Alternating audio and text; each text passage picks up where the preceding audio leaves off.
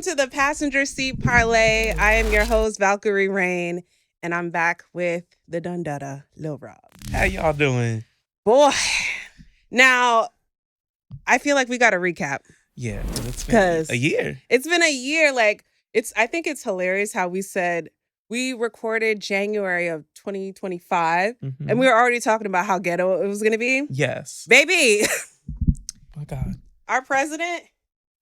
Well, I don't know if it's ours, but I mean, the people that president. The people that, yes, president.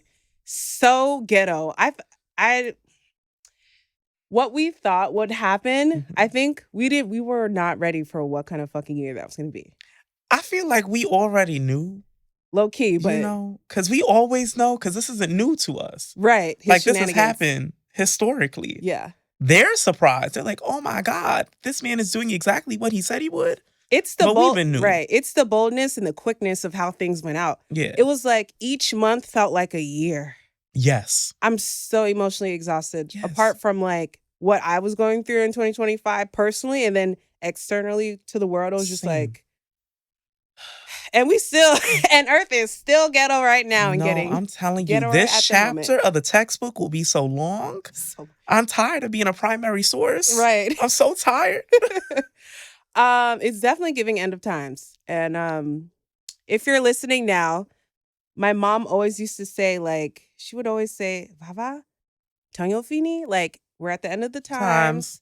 And I'm like, yeah, mom. But I'm like, this is where my growing up in church era is serving me. Because our mothers, that book of Revelations. Okay, right here. Listen, y'all get y'all Bibles, your Qurans, your Torahs, your crystals, whatever the fuck you need to. All that. Unite. It's time to assemble, okay? Just make peace with your God, because there's just so much going on. It's overstimulating. It's overstimulating. Like, it's that so hard to trying to like keep up with each and everything that is going on at the same time. Right. Because it's on a global scale. Yeah. And you have to keep up with every single country that he's destabilizing or helping to destabilize. Right. It's a lot. And it's like, you know what's funny? You said it a little bit earlier, like those who didn't know, because they mapped it out on Project 25. They did. If you chose to read it, or a lot of people were hitting snooze on what was going on, didn't vote, or didn't even research, or just went with whatever popular vote they wanted to go with. And now look. That, and it's not even just a presidential election, like I always say. It's like your local politicians, your congressmen and women. You need to be able to understand that they are a big part of making changes happen as well. Because we have checks and balances. Amen. And the people ain't checking their balances. At all. We're a lot of, this is very negative. Shout out to Mayor Mandani. So far, Mom Dad is there. Okay. Love it here. Okay. So far, he's keeping it real. He is a good man, Savannah. He is a good man. He really is. Because, woof. And even with what's going on in the state, I kind of want to like go back before we jump into all that today. Yeah. So this is the filler, season 3. We're working on some new things, Passenger Seat Parlay. Yeah. Rob is back. Shout out to everybody in my DMs asking like, where's Rob? Listen, let's get some more Rob. Here. Yes. And I also, our little clips I never posted online. That was a beta test, y'all, Production, the budget's going up.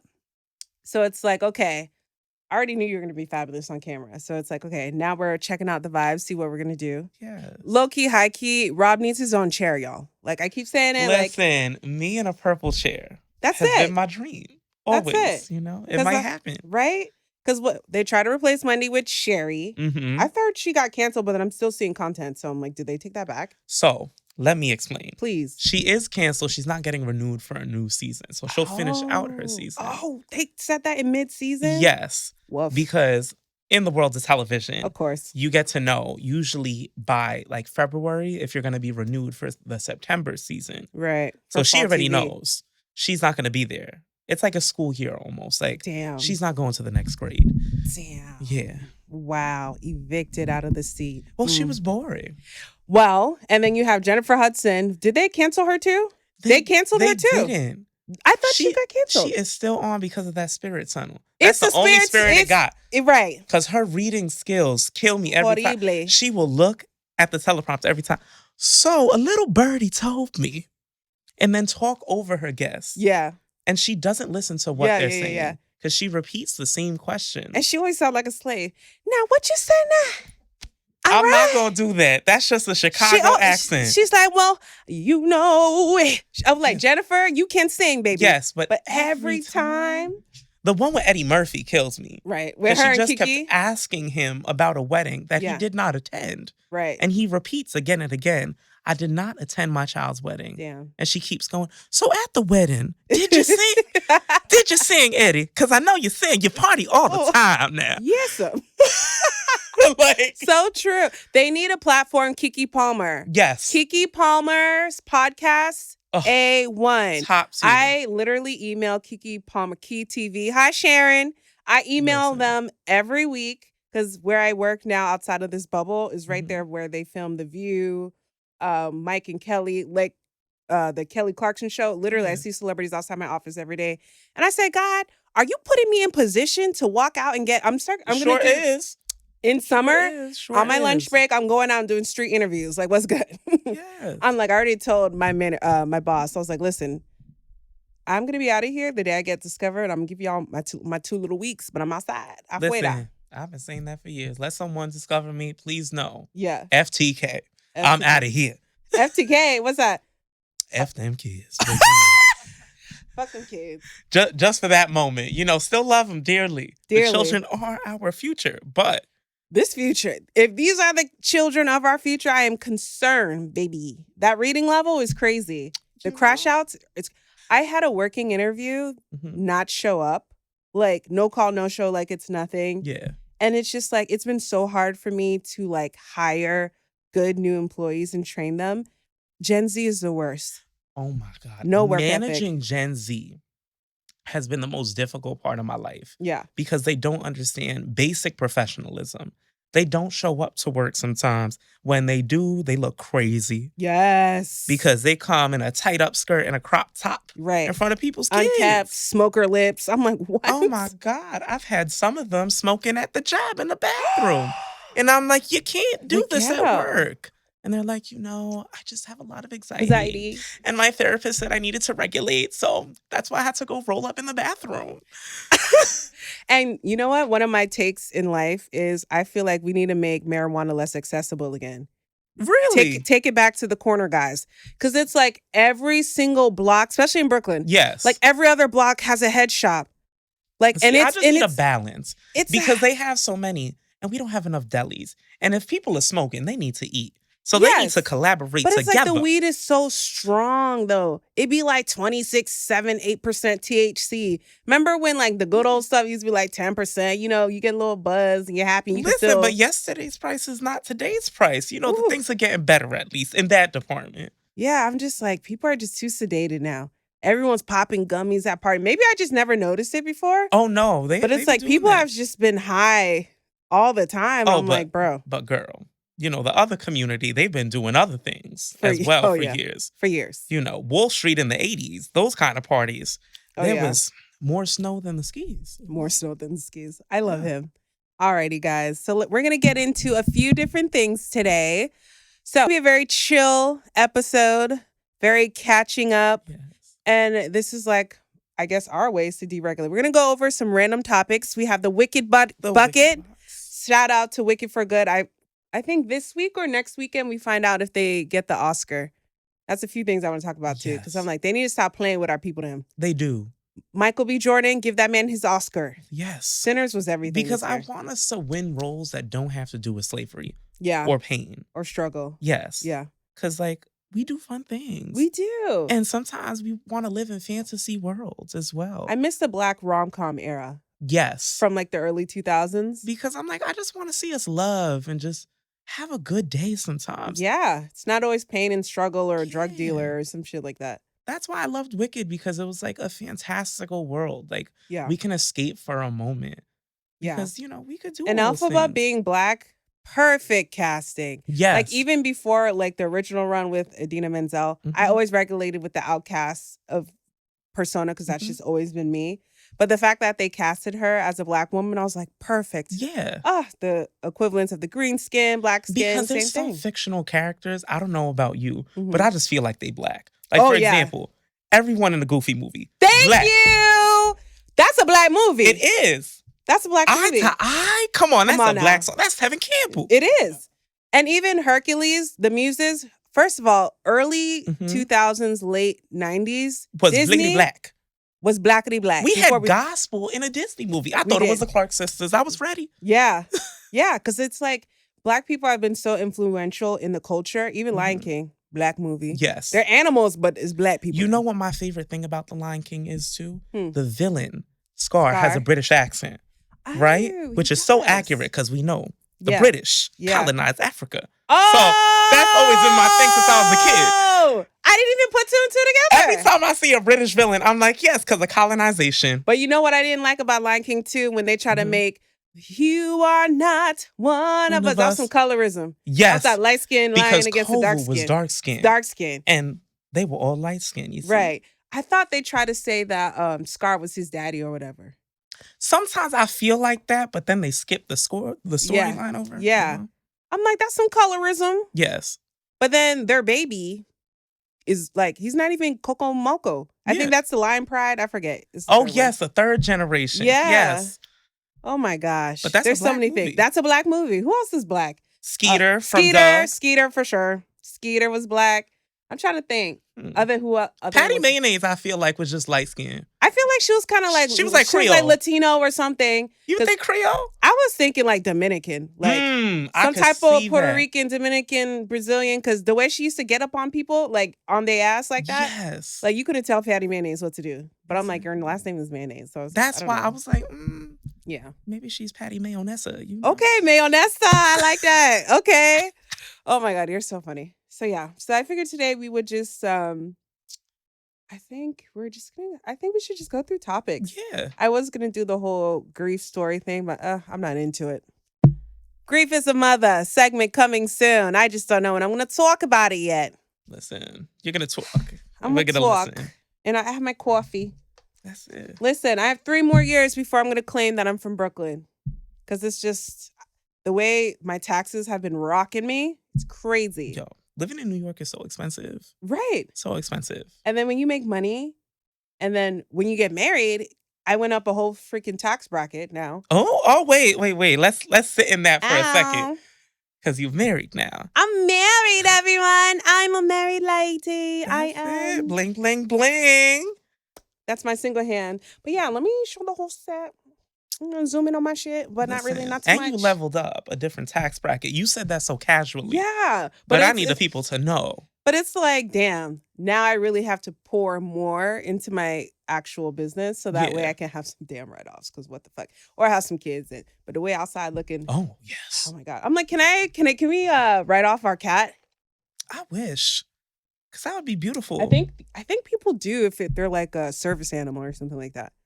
Well, listen, I need that in New York because it's so expensive. For real. I just need a discount. Did you see how much it is for like a 2-bedroom now? Mm-hmm. It's like almost $3,000. Yes. Yeah. And it be in the hood too.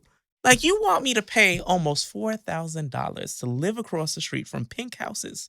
And Crazy. They're gentrifying Brownsville. And they charging. That is the craziest to me because Brownsville, I spent a lot of time in my life in Brownsville.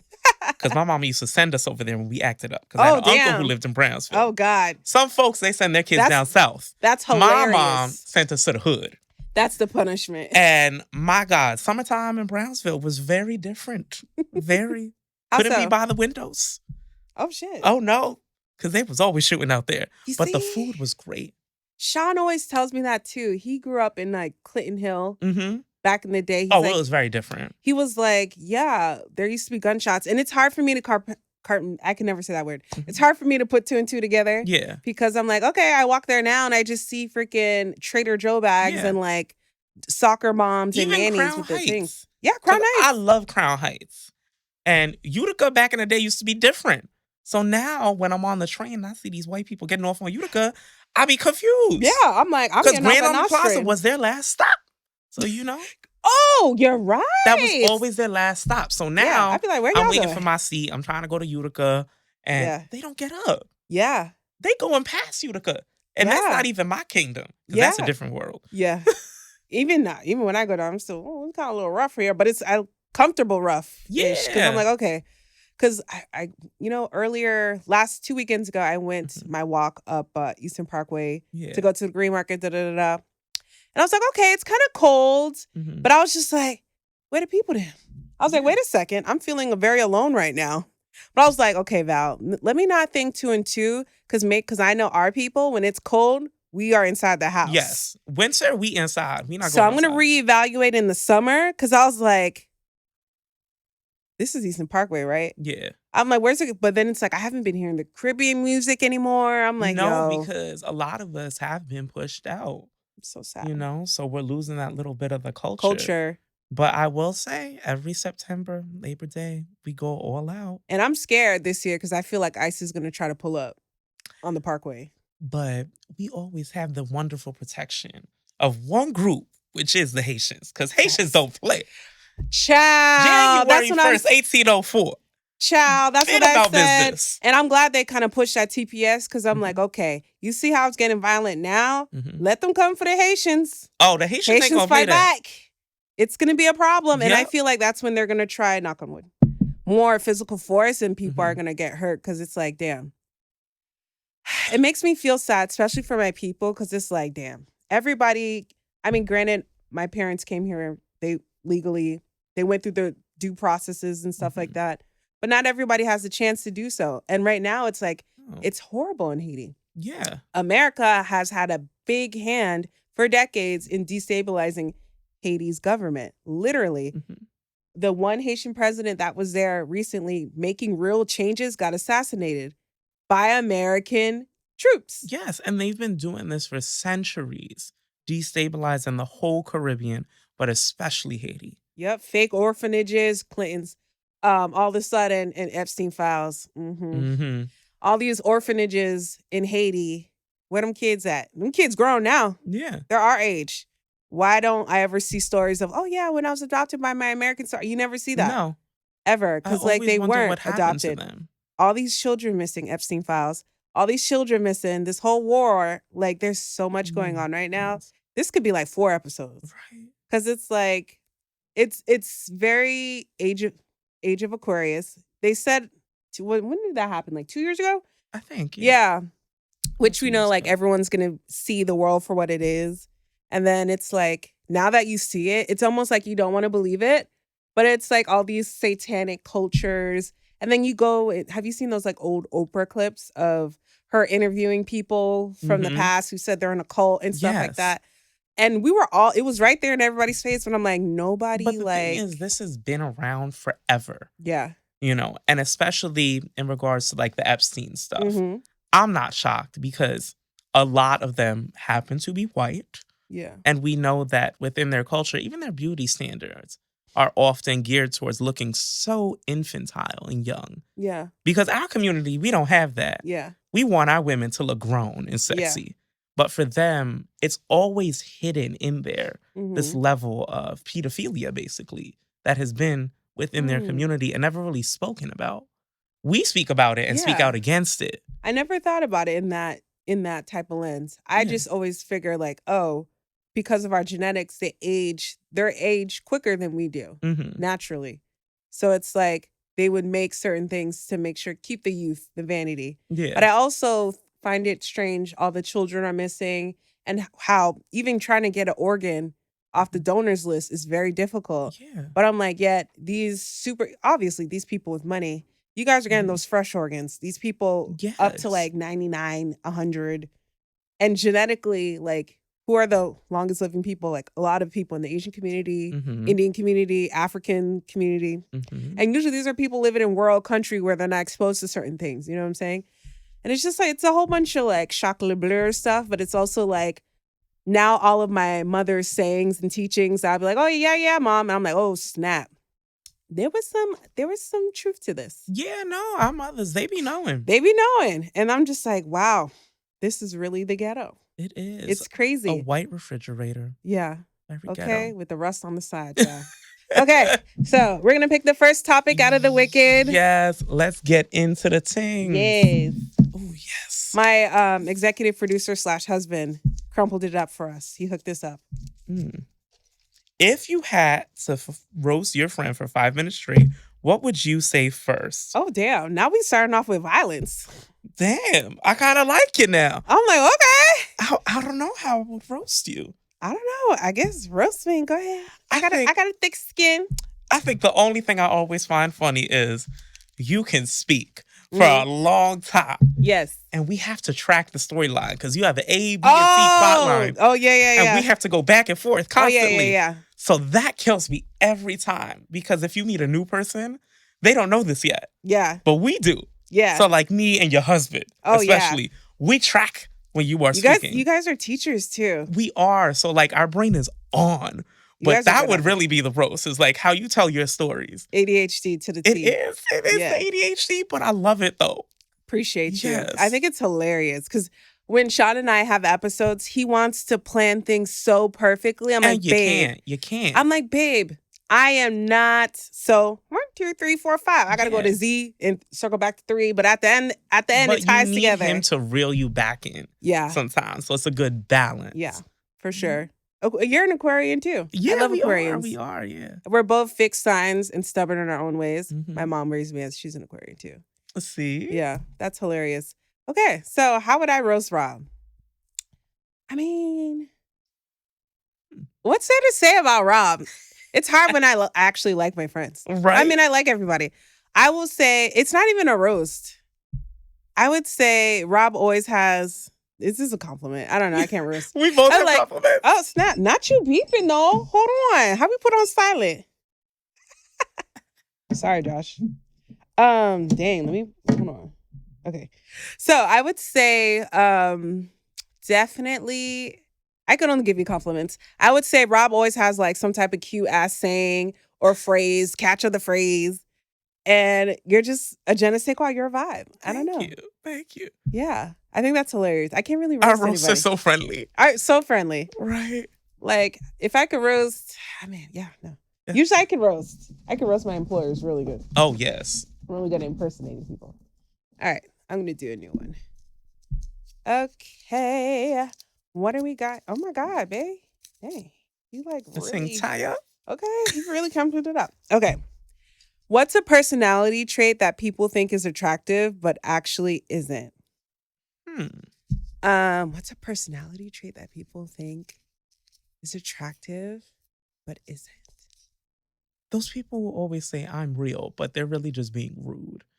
Oh, yeah. Yes. Facts. You know? Like, I'm just very blunt. Yeah. And it's like, I tell kids, is it kind? Is it necessary? Yeah. And is it truthful? Those three together, that's where you could be honest. Yeah. But if you're just being rude, it's just like, that's not cute. Yeah, it's not cute. It's just like, I'm just a very blunt person. I just say what it says, but like, yeah, bitch, there's a time and a place. Yeah, talking about I'm real. What's a personality trait?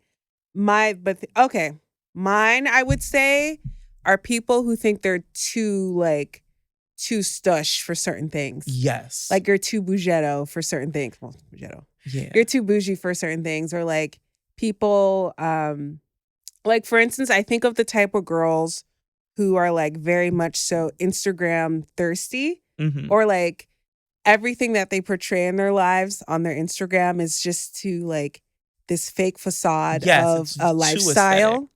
Like it's just, oh, I'm pretty here. I'm traveling here. And have you ever been outside with those people to see the behind the scenes? Yeah. And like sometimes they act and like how they treat staff, like waiting staff and stuff like that. I'm just like, that's not cute. Like you're giving off this polished life and you're trying to be like extra bougie and stuff like that. But it's like, this is why you've been single for 6,000 years. Because no man wants to put up with that. Because also like people who do content and they make it their whole lives, they come with a tripod to brunch. Yeah. And then they have to re-enter 5 times. Yes. And then they're rude to the staff who's telling them you need to be seated. Yeah. And it's a lot for them. Yeah. Yeah. I don't like that. Yeah. What else? And also girls who are anti-girls behavior. You know what I'm saying? Yes. Like that fake nasty stuff. Like me, I'm a girl's girl. Even though I'm a tomboy. Yeah. But at the end of the day. But I've never heard you disparage other women. I don't. Because I'm like, why are we doing all that? It's hard to be, especially Black women. It's hard to be a woman of color in general. It's hard to be a woman in general, anywhere you go. So it's like, let's help each other out. What else is a personality? Oh, I could cook on this one. Yes. Like fake supportive friends. Like for instance, obviously I have a podcast, right? Mhm. And then like say they'll be like, "Oh, Val, I love your podcast. You're doing so good." Da da da. But you don't follow my podcast. You don't watch it. You don't watch my podcast all the way. You don't repost, share, like. Yeah. But it's like, don't tell me that you're proud of me or you like it or you fuck with it when you really don't. You don't. Like, don't be fake. Because, baby, I got analytics. And I know Yes. who clicks and likes and shares. No, and I get that firsthand. Like I dabble in my little social media game and stuff. He do. But definitely when people are like, "Oh my God, I appreciate it so much," but then you don't see those interactions. Right, in the those engagement. spaces. Yeah. And it's just like, if you're supporting my passion and my art, you should do that publicly as well. Because I think it's kind of weird. It's like, if you fuck with me heavy on my personal, but not on my side gig. I get it. Some people, like, they don't want to, but the whole fault, it's early Instagrams have like, you don't want to overfollow or whatever. Mm-hmm. My thing is like, every time I see a friend, and it may not even be a friend. It could have been somebody I had like 5th grade science with, but we're still on social media. If they have a business that they're starting or it's a new venture and I see the effort, I'm like, girl, it takes 3.2 seconds to like, share, to repost. Because I get what it is to have your own business and have like trying to get people traction. Mm-hmm. And it's just like, be a nice person. You don't have to be like men too. Like be a girl's girl, be a supporter. Like, I swear, it makes me come every time I see a friend have a business and they're just putting themselves out there because I just love helping people. No, and I love to see that, especially amongst us and our age group as well. Like, yeah. We're this new generation trying to build a foundation. Yeah, in this crazy world. This is how we need to do it, is through our village and network. Yes. But so many of us are just like in these little buckets by ourselves. Yeah. And it's just like, wow. And it's almost like the crabs in a barrel mentality. Exactly. But it's like, sis, like if I personally don't know anybody in my network who has a podcast. Yeah. So I'm like, if they had to, I'm like, bro, let's link up. Let's share notes. Let's do what we got to do. Yeah. Or even friends, like everyone see me do the food content. Yeah. I hate recording food content, y'all. I know y'all want me to do this. I got a cookbook coming out. It's a lot. And then I have to clean my kitchen and I got to pack up the food. Like until I want to put more budget into someone recording me, I'm not doing that. But it's like if I know somebody else doing it, I'm like, yeah, girl, post. Let me give you all the tips that I learned so you could do it on your end because your content is banging. Like, because I know what it is to try to do something like that. You know what I'm saying? Because you just want to support people. Here you go. Let's see what we got next. Okay. Also, I just love this idea. Right? I might do it one day. Ooh, what's the most embarrassing phase you went through? Ooh, middle school. As a whole. Yeah, for sure. Because every year was just a different aesthetic. Because you're trying to find yourself. Yeah. So one year I wanted to look like Soulja Boy.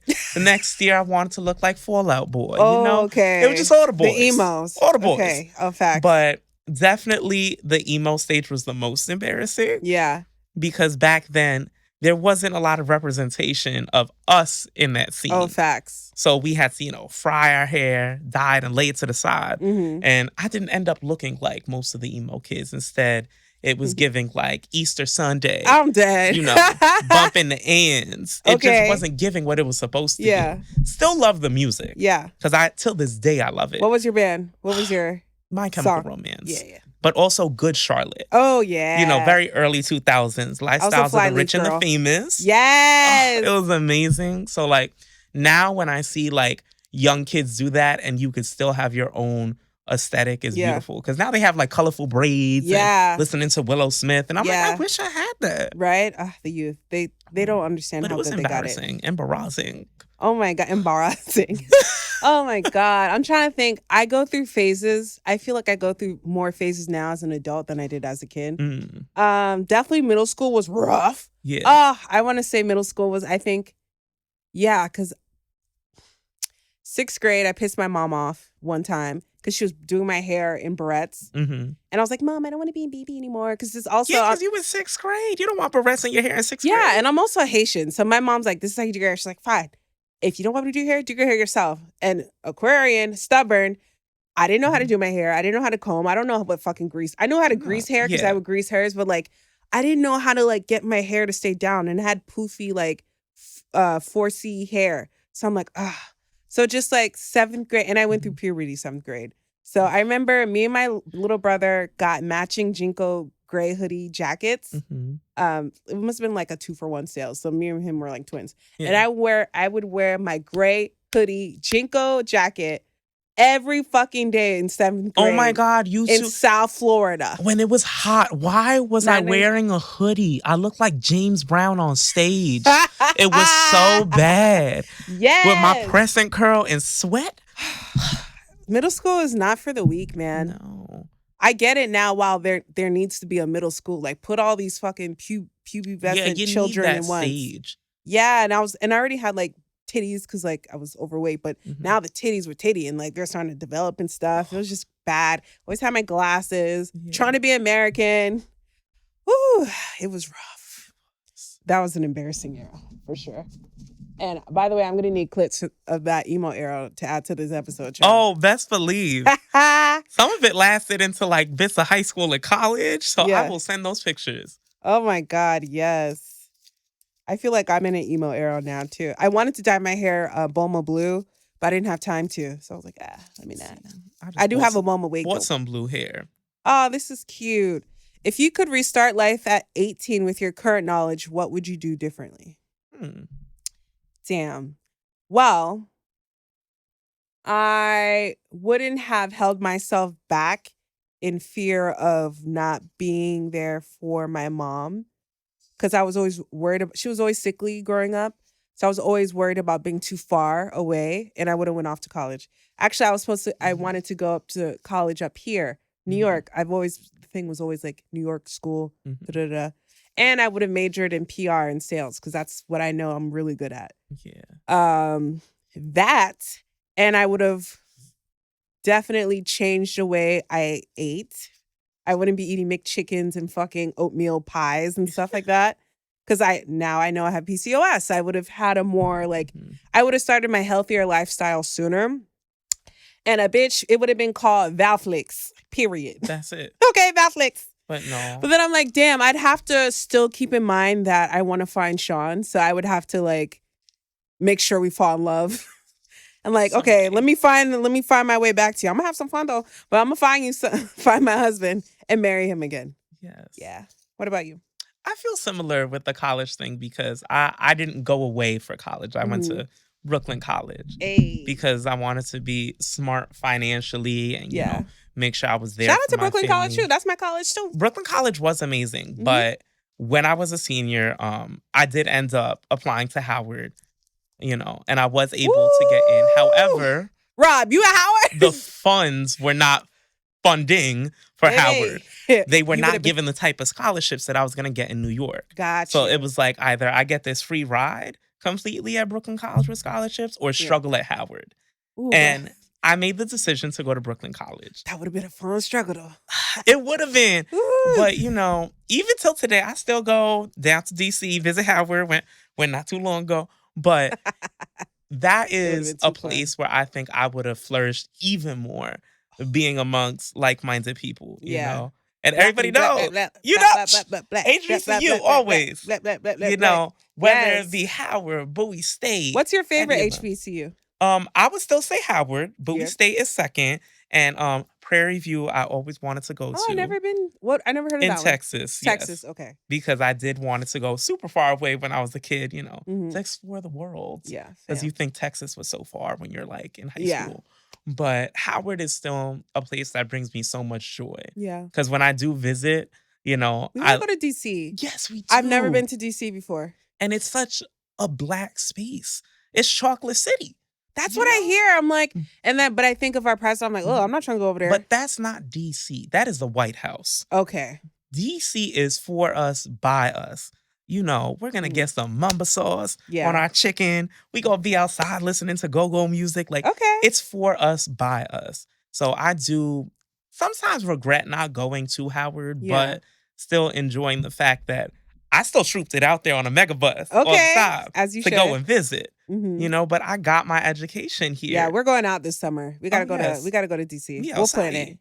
I'm like, do we bring our partners or not?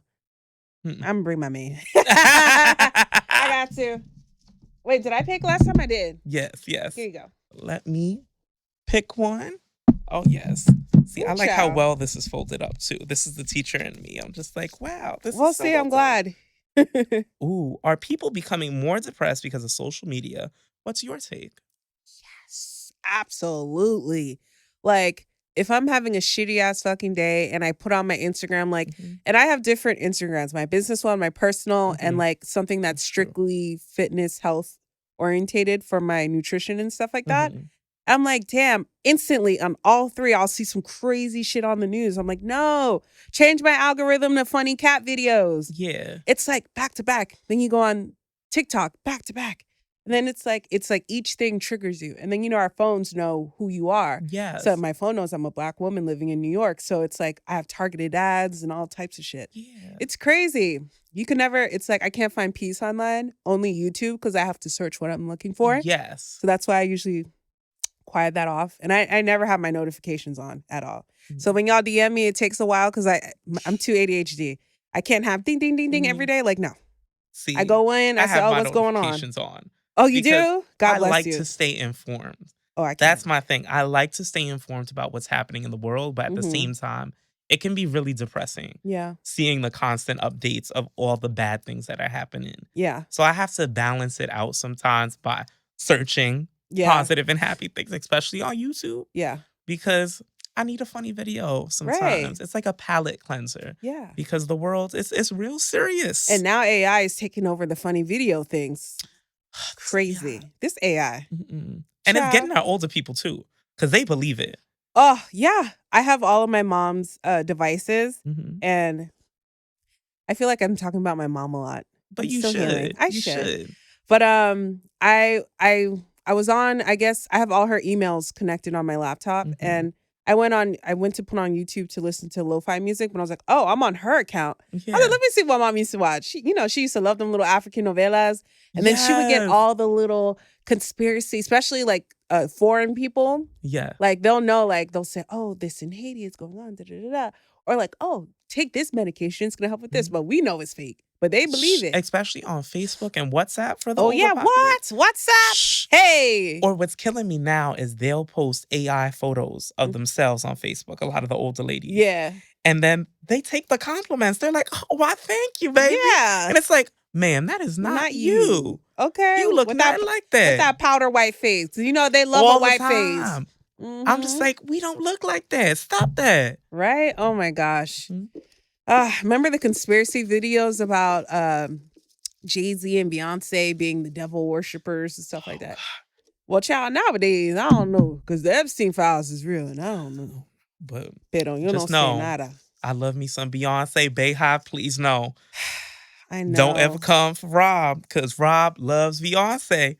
And Beyonce loves Rob. She sure do. What's a red flag you ignored that you definitely shouldn't have?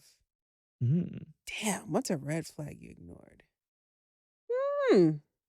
I feel like this could be relationship-wise, and I'm going to go friendship-wise. I feel like a red flag that I ignored in life is when someone would make a backhanded joke towards me. Yes. Thinking that we're just having fun or we're roasting or whatever. But it's like she would only do that towards me and nobody else. Or like she always had extra smoke for me. 'Cause I'm like, oh, bitch, you secretly just don't like me. Yeah. Or like, I remember back in the day. Like, talking about late 2000s, early 2010s. Like, if you go to like, if your homegirl wants to go link up with somebody, but you go with her. Of course, for safety or whatever. And you know, that whole bring a friend thing. I'm like, first of all, I would have a friend who would always want to like, this same friend would always want me to like come with her places and stuff like that. First and foremost, me and her have different taste in men. So I would just be there for the safety, chilling or whatever. Yeah.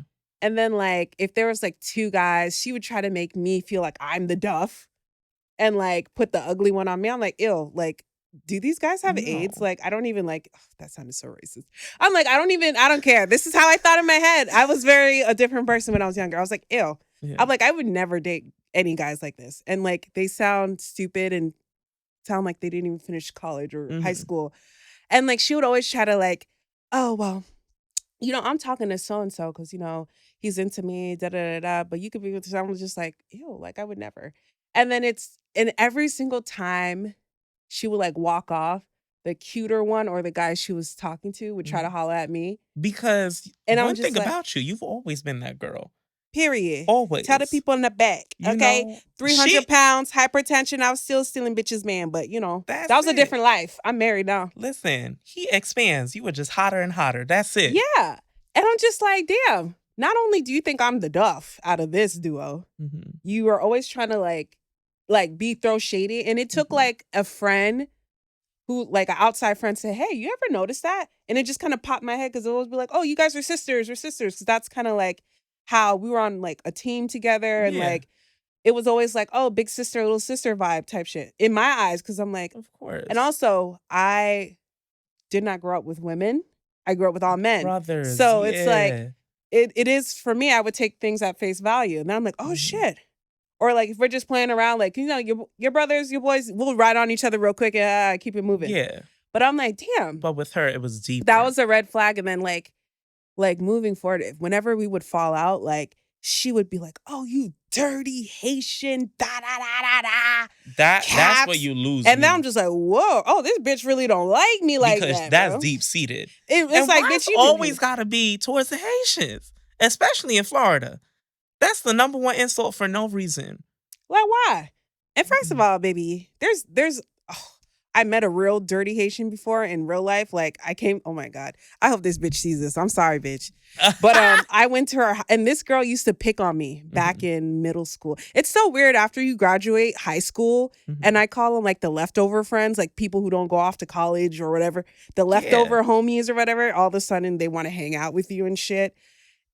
I remember she used to pick on me, right? But now that I'm older, I can understand she was projecting. Yeah. Especially now that I know like her family background and stuff like that. And I remember one time I went to her house, which was in the hood, where her current baby daddy and her kid were. And like, bro, and I went with the friend who hated me, right? That house had roaches. I've never seen a roach infested house before. Mattress on the floor.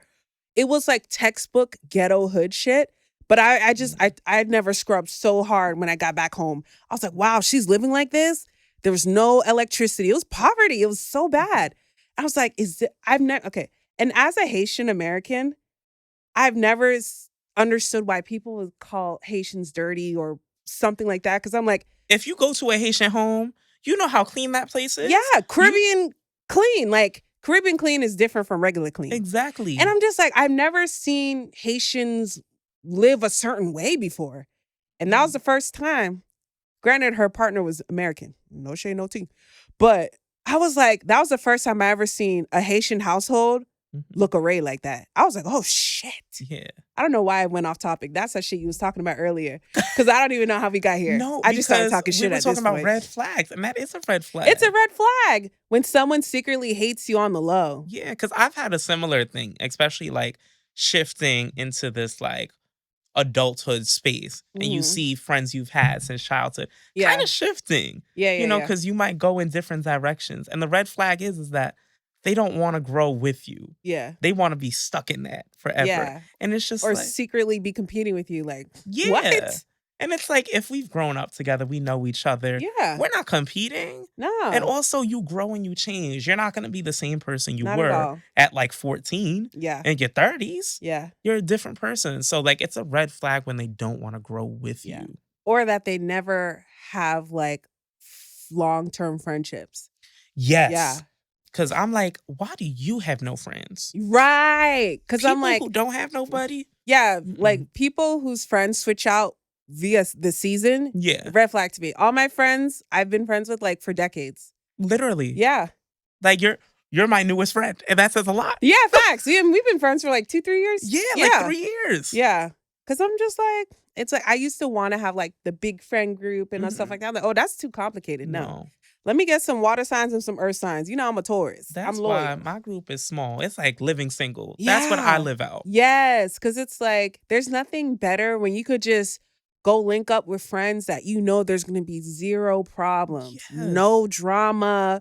No, oh, she said this or she's wearing my outfit. Why she looks cuter than me. Like all this stupid bullshit. That or everything has to be curated, because I do realize that more so with younger people. Yeah. they don't just hang out anymore. That's also a red flag. Yeah. Everything has to be a curated event with a name, a theme. And it's like, that's cool sometimes. Yeah. Like a birthday or a Christmas thing. Yeah. But every single time, it's like, girl, can we wear sweatpants and just talk? Yeah. Like, watch the Kardashians in the backgrounds and sit on our phones and not talk to each other, but we're just next to each other. Oh my God, I love that. Yes. They call that parallel play with the kids. Parallel play? Yes, I love where that. the kids, they're just in the same room playing and they shut the hell up. Yeah. I'm just like, chilling. That's me. What do you think about the group check split thing? Like, you know, when there's a big party group? Yes. And everyone becomes mathematicians. So there are two things. If you have a person who you could tell ain't got it like that and is ordering the absolute most, that's a red flag. Because then they're going to go, let's split this equally. But it's very different if we're all, kind of ordering the same stuff. We all know each other. We could split it equally. That is no problem. Yeah. But please know, I want no drama over a check. Yeah. Because I never gave that. Never. Right. Yeah, I agree too. Especially like when you have like girls who are having their birthdays, but they expect her partner to pay for everything for all of them.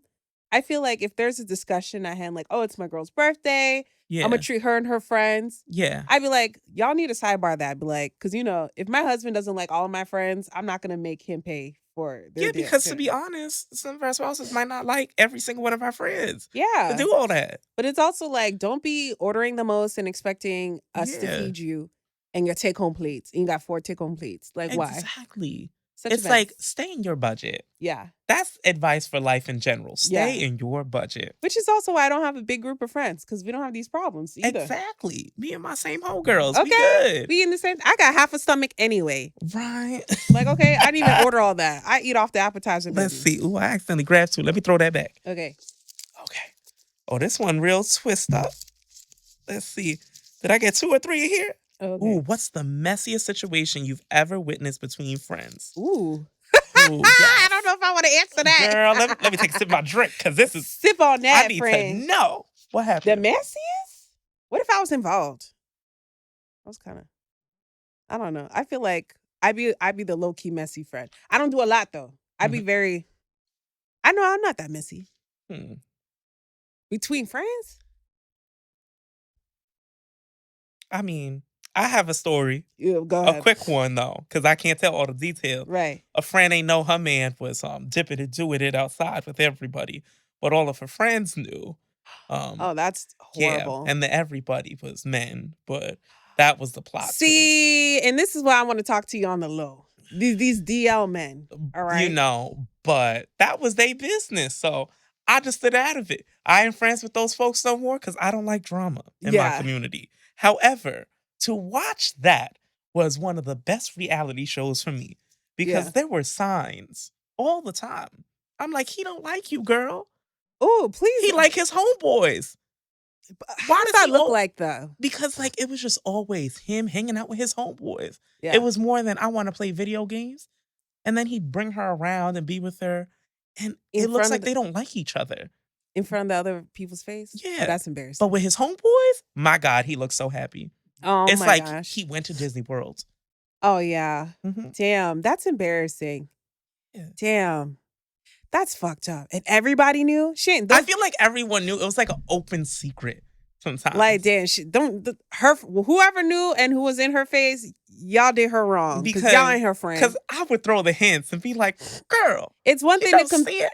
Like, it's one thing to compete with other women, but to compete with men. And their homeboys. That's the thing, the homeboys. Yeah. Ooh, child, that is very messy. But it was I don't know. A great watch. A great watch.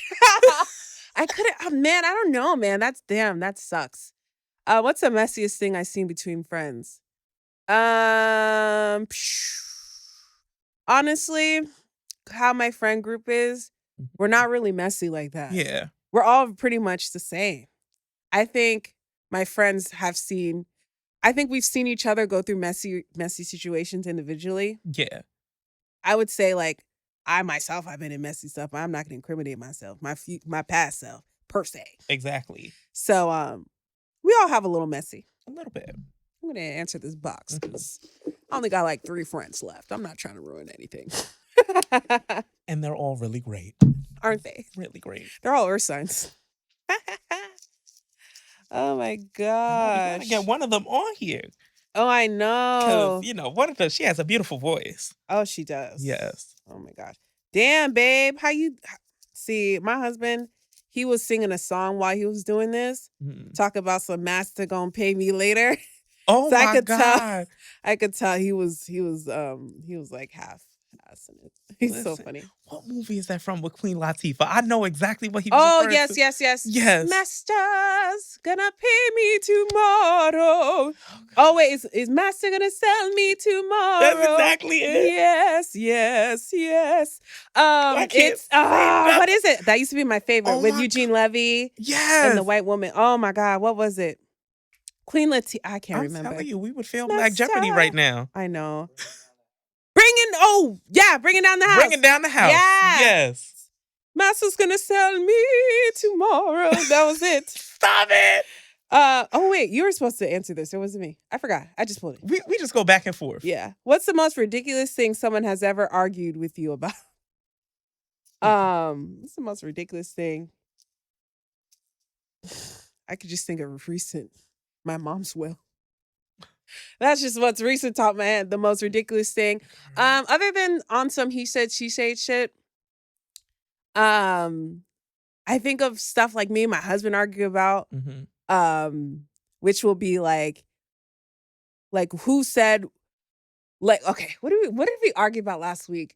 Like, oh, when I fall asleep during a TV show that we both like, he's like, I pause it.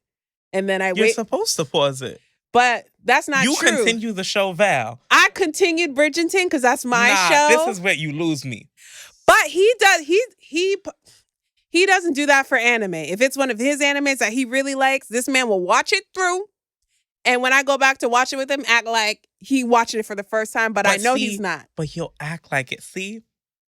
My thesis always. I told him the truth, your husband is a great man. That is my thesis. I swear to God, all my friends love Sean. I could never try to leave him and have friends left over.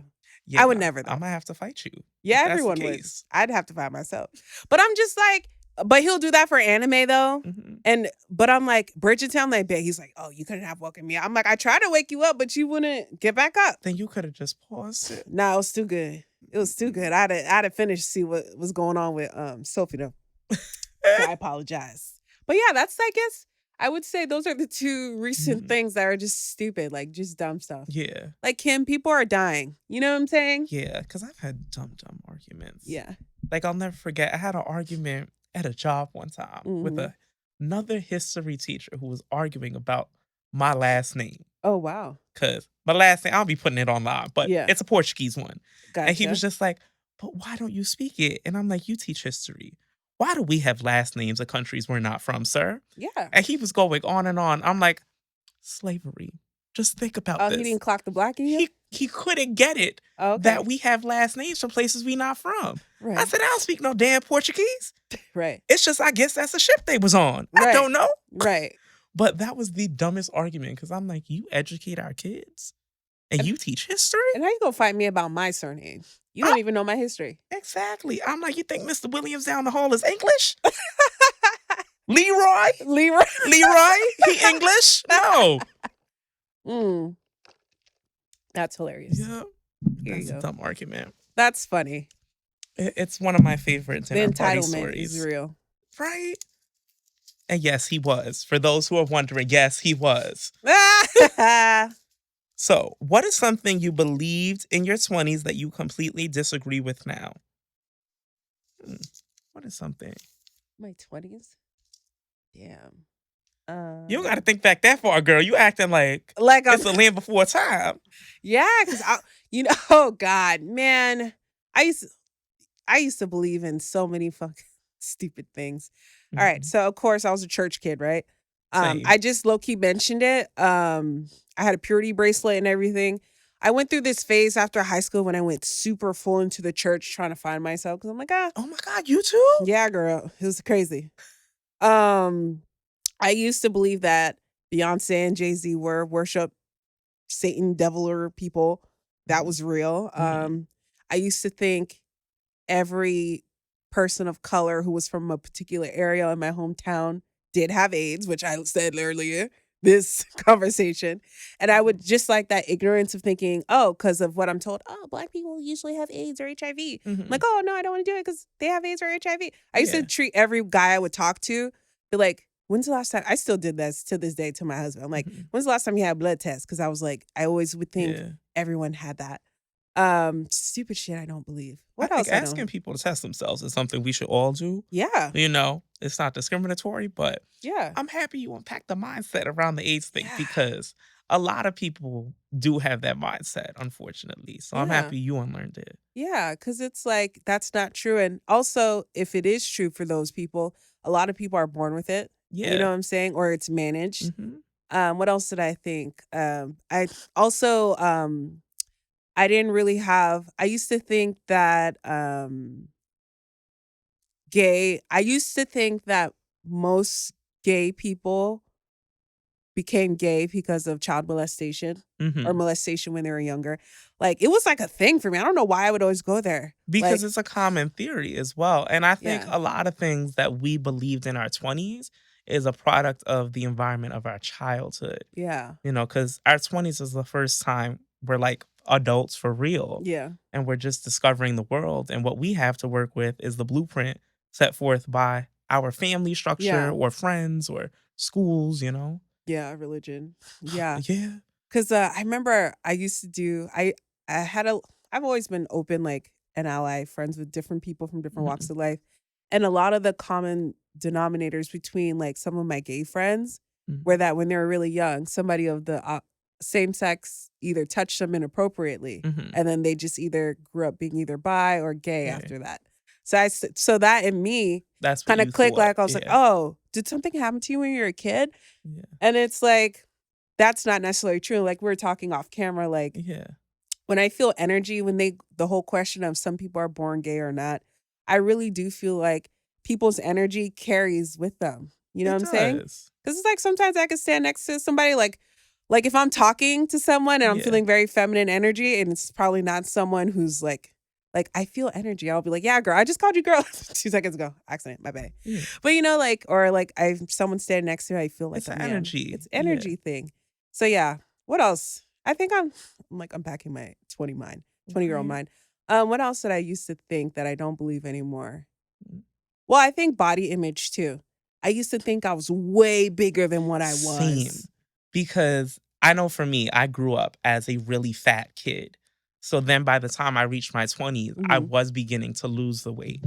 And even in that, I still felt like that fat kid. Because there was a point where I was really, really skinny during the pandemic. Yeah. And I look back at those pictures and I'm like, I was unhealthy. But for me, I was still like, I'm so big. Yeah. Because in our minds, that's what we think. Yeah. And like, for me, my 20s was like learning to love myself for me, as opposed to how people view me. Yeah. So true. The unpacking.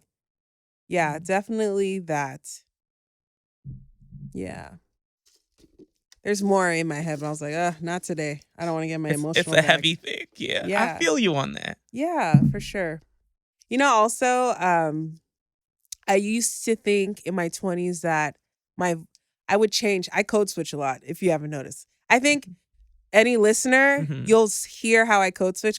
One, I do impressions all the time. I'm very British when I want to be. And then I also switch between like my down south Florida. I'm like my core voice, which is this. It's like I would always feel insecure talking like this because of how I was, I guess, introduced in the Black community growing up in my hometown and stuff like that. Like, oh, you sound white. Or, oh, where are you from? Because like I lived in a predominantly white area or whatever. So it's like, even though I'm trying to get in with my people, they didn't really receive me. And then also I didn't grow up around other Haitians like that. My mom kind of kept me apart. So it's like I couldn't even go fall into my Caribbean community other than my classmates who were first generation as myself, but like I didn't really have a core, you know? So it's just like, because that's me with the Puerto Rican community, for example. I didn't grow up in a Puerto Rican space. Yeah. I didn't really know other ones. You know, I just grew up with my black side and in that blackness. Yeah. So I'm always comfortable in that space. But when I go to a Latino space, it's a little awkward sometimes because I know I don't really speak the language super well or know all the references. And I know when I speak, that's not the accent they're hearing. So like, it's just confusing for them because they're like, I see a visual, but it's not matching up. And I love Latinos. Like, I feel more comfortable with Dominicans and Puerto Ricans than I do some Caribbean people sometimes. And I have the flip side. That's crazy, isn't it? Caribbean spaces or Black American spaces as well, like, welcome me with open arms every time. I never have to explain anything about myself. But Latino spaces, it's always like, why you act so black? Why you do that? Why you do so black? And it's just like, it's a little hard for me sometimes in those spaces. Isn't that interesting? I think it's very important, like, which communities open up to you first, because it reflects. The white community opened up to me before my Black community did. And it's like, and this is what shapes people's personalities. So that's just to like finalize that question. Like, I always felt like I wasn't, in my 20s for the most part, I always felt like I wasn't Black enough or, I just felt like I wasn't Black enough in like various spaces, or I wasn't Haitian enough, or I'm not American enough sometimes. Well, no, I always felt American. That's a lie. I just never felt I was Black enough or Haitian enough, which is very interesting. I was never Puerto Rican enough, but you look very. I didn't even clock you was African. No, but that's always a thing. The visuals, and I get it. Especially being of a lighter skin tone. So like, you know, they don't get it sometimes, but you have to explain it in spaces. But Black spaces, I never have to explain that. It's just I get to be, and I love that. Con leche. I love that for you too. That's it. What's a hill you will absolutely die on no matter what? Oh, there are so many hills I will die on. My biggest thing in life is that sugar doesn't go in grits. I will die on that hill. Fair. It should be cheese and salt and pepper. You know, that's one of my big ones because you're from Florida. So y'all have grits sometimes. I don't like grits because I don't like porridge. I love porridge. Oh my God. I feel like I was a peasant in a past life because I hate porridge. Oh my God. I love all that stuff. But that's the hill I'll die on also, is that Beyonce is amazing. Anyone who goes against Beyonce, no weapon formed against them shall prosper. Yikes. I didn't know you were a full beehive. Oh no, I have loved Beyonce since Girls' Time. Girls' For those Time, who know. Girls' Time, where she was there with LaToya and them, that is my era of Beyonce. So yes. And man, I love Barack Obama. Oh, I know there has been a complex issue, with every president. But Barack Hussein Obama, that's my president. My president is Black and my Lambo is blue. Yes. A hill he will die on. I don't know about I have a few hills too, but I'm like, let me see. Come on. A Lauryn Hill. First and foremost, Charmed, the reboot, trash. Another hill I will die on. Stop casting Americans to play Haitian American roles. The accents are off all the time. I.e., the most recent Wonder Man. Y'all got a Nigerian woman speaking Creole. And it's like, she don't even have a Haitian accent. Oh, she has an African. Oh, my son, what?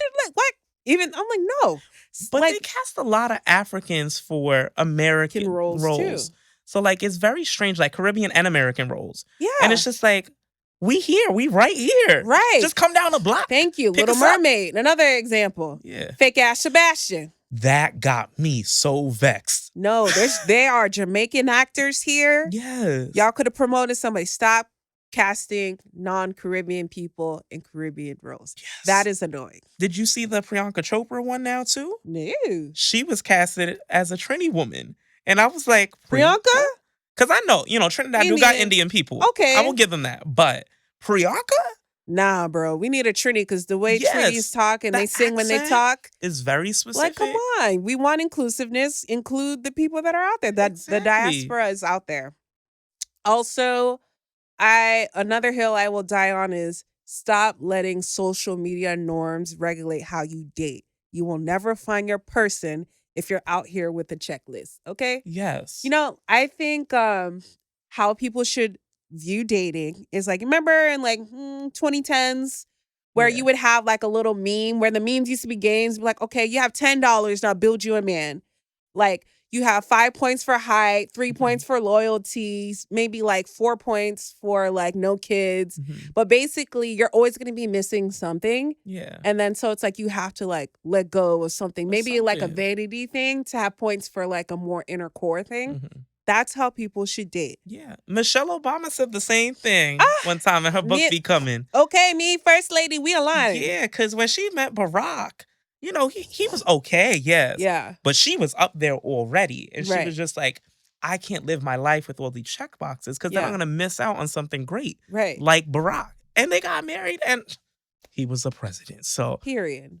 You don't need all the boxes sometimes. Yeah. You don't get there. And that's also something I used to like I would always date for personality first because it's like I need somebody who understands me. Yeah. And like I know I'm someone who would always fall in love quick and I would fall out quicker too. Thank God for that. Because I know some women, it's hard for them to like let go. And not just women, but certain people, it's hard for them to walk away from relationships or let go and shit like that. I'd be quick to let go. I move on real quick. Yeah, and people get shooketh. People get shooketh when I move on real quick.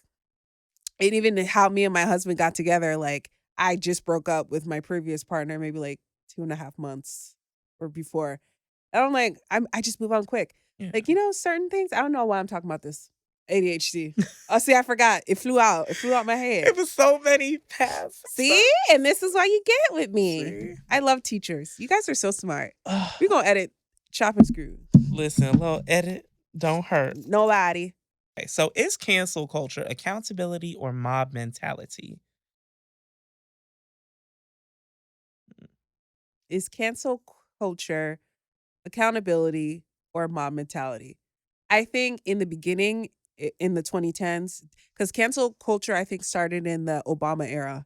Correct. Yeah. I think it started as accountability, but now it's mob mentality.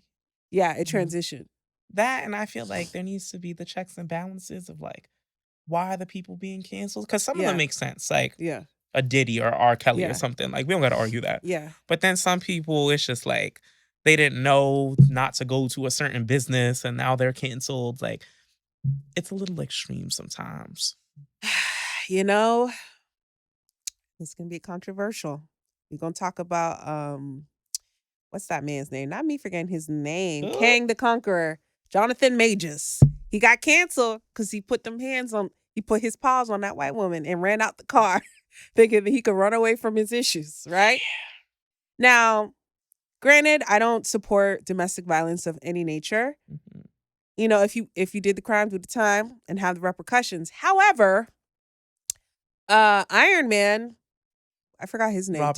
Robin Downey, he has a similar history of being in domestic violence or having things tied. And this is way before he started in the franchise. Yeah, but he wasn't struggled canceled. with alcoholism and all that. Yeah, like, but he didn't get canceled. I obviously, it's very clear the difference between how people of color are canceled in the industry versus people of non-color, which I don't personally like. Yeah. But I'm like, damn, let him pay penance and give us back King the Conqueror. I'll be canceling left and right. I'm not gonna lie, because I've been canceling forever. Like Chris Brown has never been my vibe for all these years. No. You know what? When the Chris Brown Rihanna debauchery, initially when that happened, I was on Chris's side. I'm gonna say it. Really? I like initially I got mad at Rihanna. I'm like, why would you? I don't know why I got mad at her, but then that's like initially hearing it. But then I saw her face, and then I was like, oh, I was like, Chris, oh, you fucked up, bruh. Yeah. You know what I'm saying? Because that was the first moment I can say that I was partaking in cancel culture back then. Because we didn't have the term back then. Yeah. But I was just like, I know this is wrong, and I don't want it to support the person doing it, especially with my money. Yeah. I think I have some type of leniency when it comes to men being, I guess, attacked because I have brothers. My sister vibe comes like, well, let's look at both sides. Like, did she do something to him too? Like, but then it's like, nah, bro. I saw that phase and I saw that spade was a spade. Chris was wrong for that. But my thing is with him, and granted, he had his Karuchi things. Chris is what I call a toxic Taurus. Tauruses, we are very possessive. when we're in our toxic bag, Yeah. it could be violent sometimes. And I'm like, you're a classic case of that. And then, he had his little crackhead era that he was on that lean and stuff. But I do feel like, all right, he done paid his penance. Rihanna forgave him. We should all forgive him too. If she ain't mad, why we still mad? Yeah. You know what I'm saying? But again, Chris don't help when he keeps on being in the news for certain things. Exactly. Because he look crazy. And that's why, like, because you mentioned you have brothers, for me, it's my sister. I always think of that. Yeah. Because I'm like, if somebody did these things to my sister, I'm going to jail. Yeah. I'm fighting people over my sister. Right. So, like, I just want to support the women always. Yeah. Because natural. I just feel like there's a lot of men who be doing things they're not supposed to and get away with it often. Yeah. And white men and black men and brown men. Yeah. All the men be doing things. They do. Know? Also, women are innocent all the time either. Very true. And that's something I've had to also learn in recent years. Because I immediately always go to the women's side. And it's just like, let's unpack that and let's see the full story, like you were saying. Because, like, you know how women we can be sometimes. Like, I think of Emmett Till. I said, okay. Because color aside, it's like, I feel like because society is when it comes to domestic violence, society is mainly on a woman's side.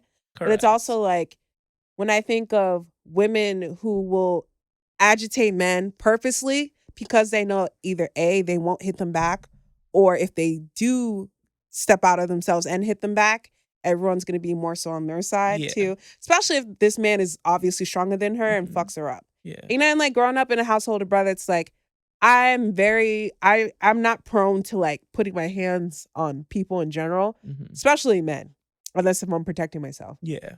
And also, if I was ever in a position to where I have to put my hands on a man, I'm not expecting that man not to hit me back at all. That means like I'm ready to prepare to fight, and I've already sized this man up and be like, all right, is he really going to fuck me up? Do I need a weapon? You know what I'm saying? And I feel like a lot of women will either get mad or if they're arguing with their boyfriends or whatever and just put their hands on them. And if they're fighting back, like sometimes men are human. Yeah. Sometimes they'll fight back and it's a whole domestic case. And then say if it escalates, it's where the accountability lies. You know what I'm saying? Like, exactly. Like if you wowed him up too and you put your hands on him first and you was fucking him up to the point where he couldn't take it no more and then he hit you back, you know what I'm saying? And now you're in a whole debacle. Own up to that. Say like, you know what? I provoked this too. And you do see some women who actually get arrested for domestic violence because they was beating up on their man. Johnny Depp's wife or partner or whatever. Yeah. I remember that was the case with him, yeah. You know? Oh, yeah, that crazy girl, the girl who was on Aquaman. Yeah, and it really opens up my eyes to it, like you were saying, because that was something I was learning in my 20s, is that, yes, sometimes women can do things that are not appropriate as well. Yeah, and me being a Caribbean woman, I know some things. You know some things. Oh, yes. Okay? The pot and the spoon. Okay. Jesus. Ready to roll. Just the time. Go figure. This question. Is the cost of living making the American dream unrealistic? Yeah. And also I feel like the dream was never ours, so it was never deferred. Ooh. Because the dream wasn't really meant for us. That American dream, well, it was created in two buckets. Not to be the historian all of a sudden, but with Manifest Destiny in the 1800s, where white Americans were spreading from the East Coast out west, their dream was to have these homes and to have land and money. And they were sold that because the U.S. wanted to populate the West with white people. There were people already there. There were black people, brown people, Native Americans, all the stuff. And then the second bucket is after World War II with the GI Bill. Boys came home from war. They were given things, specifically the white people. And they built all these suburbs and nice things. And we were always left out of those dreams. We were not even a footnote.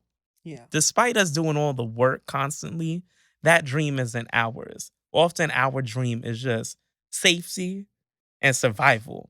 And that's something I wish we could break out of at some point. You know? That's real. Because I know, at least growing up, it was just always about making it to the next day and being okay. Yeah. For white people, especially, their dream is that white picket fence, and they can reach those dreams most of the time. And so can we. Because please know, black wealth is a thing. It is. Because go down to PG County, for example, Yeah. go down to Atlanta. We got the things, but yeah, I don't think the dream is gone because the dream was never ours. Oh, that's a bar. You know? I definitely agree that the American dream is a scam. Yeah. Not only for people of color and people for non-color. Because nowadays, the American dream, the white picket fence, the golden retriever, it's very much unattainable for most people. Yeah. You know, the wealth gap is just so advanced now that, and I think it's so hilarious that people are still fighting each other about color and race and who's taking what resources from the other. But like, no, bro, No, it's about we're class. all struggling. Yeah. And even like, you know, we're American born. And even I have cousins who just came from Haiti. They've been here for a few years, migrated, now U.S. citizens and all that stuff.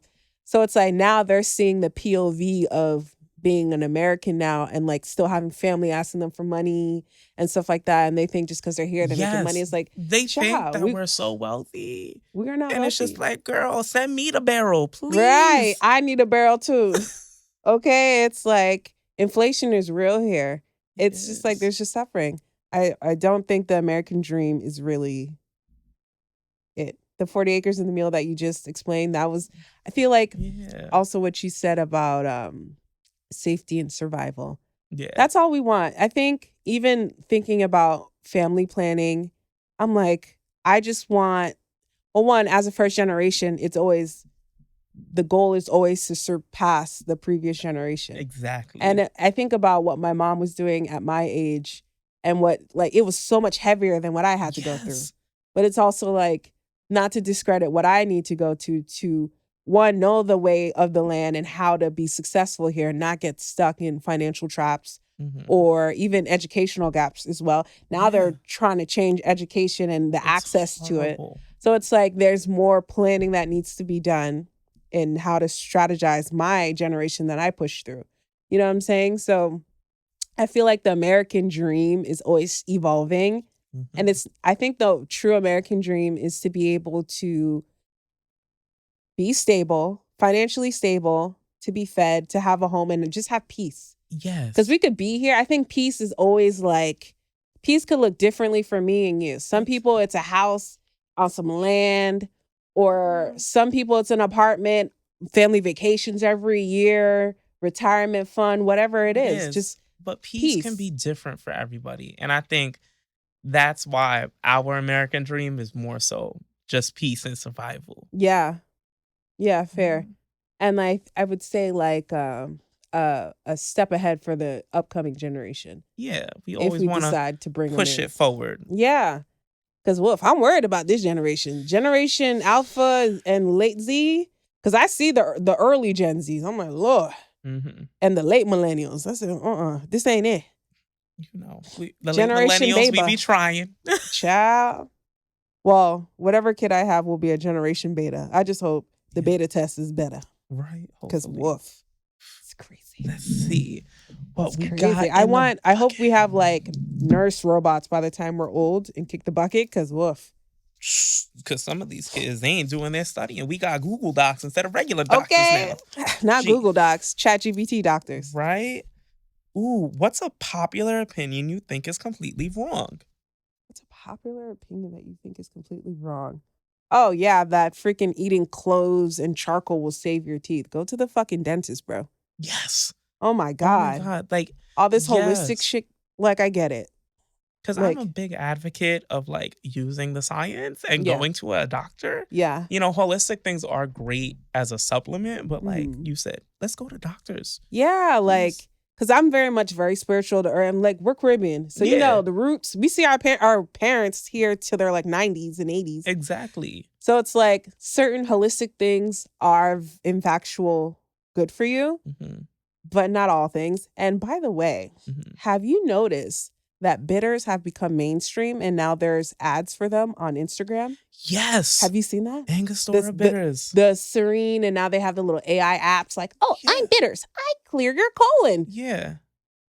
And I feel like this is why the writer's strike was striking 2 years ago, because they knew this whole AI making movies and things were going to be a thing. Because I'm like, that, I think it's like, well, popular opinion. I think it's not really a popular opinion per se, but the whole I'm doing two questions at once. No, Because no, I don't go like the fact that AI has on. taken over ads. And now because AI are making ads, anything that these AI ads say now become popular opinions. Yes. Which I'm like, bro, this is still AI. It's just fancy now. Yeah. It's I think that's wrong. Definitely holistic things that tell you to ignore going to a doctor is definitely not it. Go to the doctor, y'all. Yeah, going to the doctor is a big thing. Yeah. Popular opinion that I think is completely wrong. I think the whole boys will be boys thing. Oh, yeah. I think that's completely wrong because if you teach people, they know how to do things correctly. Yeah. You know, it's that nature versus nurture thing. Yeah. I don't think it's in the nature of our boys to do certain things. It's more so the environment they grow up in. Yeah. You know, so need to fix our boys and their behavior sometimes. Yeah, for sure. Boys will be boys, but men will be men. You know what I'm saying? And where are the men? There's also a whole generation, well, of men that grew up without fathers who are now fathers now. Yeah. So there's that. That is true.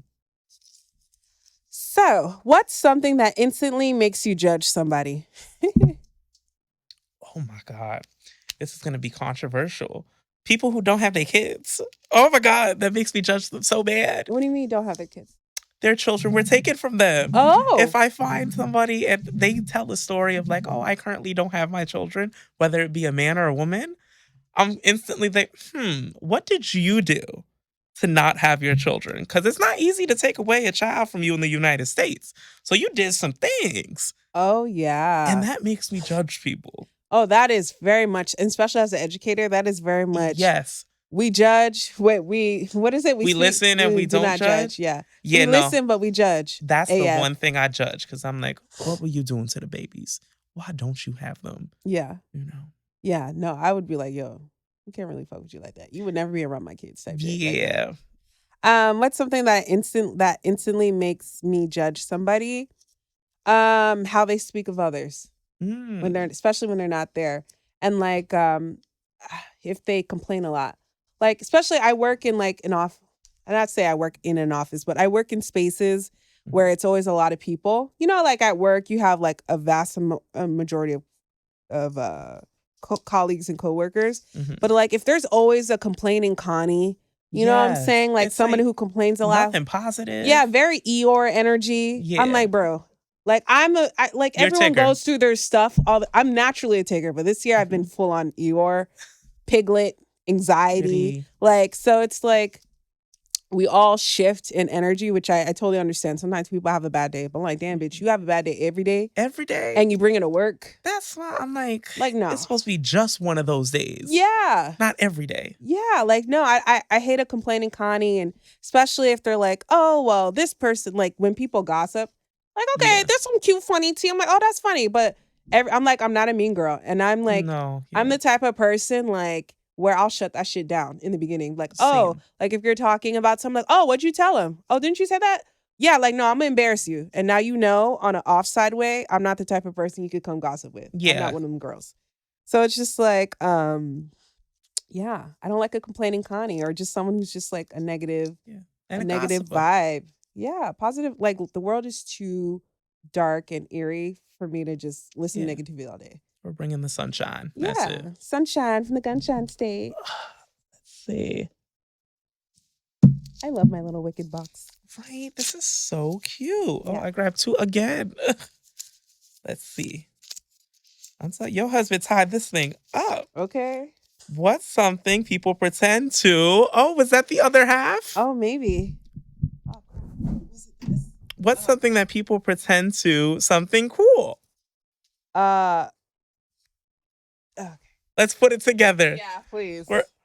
Pretend to like just to seem cool. Oh my gosh. What's something that people pretend to like just to seem cool?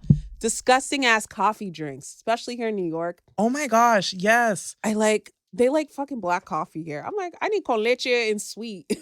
Like, oh yeah, can I get a double espresso black? No See, sugar. I do black and sweet. That's really good because like a Cuban coffee that I Because get you're behind. Caribbean. Yeah, a black and sweet, but no sugar is Yeah. crazy. Like dark, like y'all be having depressing ass coffee ass drinks. Right. What else do people? What was the question again? I forgot. What do people do to seem cool?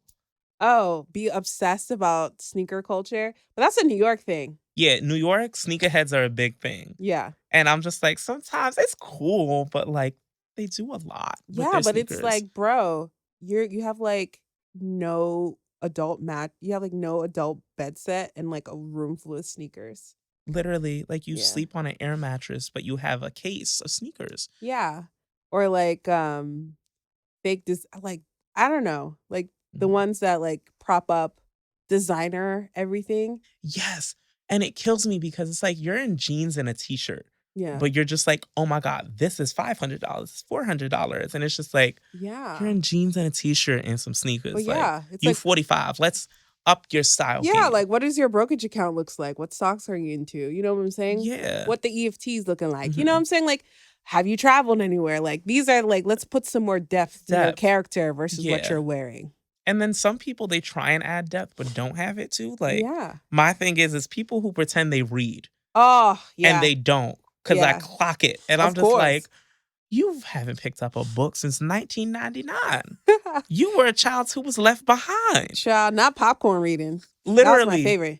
I love popcorn reading. Yeah. You know, I know some kids hate it. They might include me in a rap song one day. Talking about he made me read out loud. I'm dead. But like, there's adults who will pretend to read. And then you ask them like, oh, what are you currently reading? And they can't really make up a name of a book. Yeah. Or they name something that they read in school years ago. Yeah. And I'm like, I know you read that Fahrenheit in school. 451 type shit. Yeah. Talking about Of Mice and Men. And I'm like, that's in the 6th grade, bro. Right. But like, those, I'm like, that's off. Yeah. Just go read a book. Yeah. If you don't read, that's on you, but don't lie about it. Yeah. I'm an audiobook girly. I do love an audiobook while commuting. Yeah. I read magas now. Ooh. That's what I'm into. See, my thing is always biographies and history things, of course. But you know what? I realized that I do need to start reading for fun. Well, not even just for fun, Same. but I need to read just to keep my diction. Because I realize like when I'm listening to audiobooks or like I type a lot at work and I sometimes have my auto correct on. I'm like, no, I'm forgetting certain words now because I'm not actively training that muscle to read them on the paper.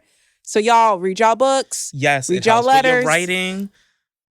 Yeah, because with AI and tech, you don't really have to. Or like, I'll use ChatGPT generate an email for me. I'm like, no, these are skills that I need to keep sharp. Yeah, just we for like, need to, you know? to keep it up. Yeah. So I'm like, okay, can't rely on the tech all the time. Not fake reading. Yo, the fake reading be so real. I used to love popcorn. People do that on first dates too. It's so funny. Yeah. They lie about books they read. Yeah. And there's nothing wrong if you just don't read books. Yeah. Like, you know, I'm like, I'm an audiobook kind of girl. Yeah. Everyone's a different type of learner. That's it. Ooh, I like this question. If you become famous tomorrow, what's the first messy rumor people would spread about you? Damn. I read the first half and I didn't read the second half. Messy I was like, oh, I'm rumor? excited. I mean, I think it's always been a messy rumor that I'm a little bit abrasive at times because I have a strong way of speaking at times.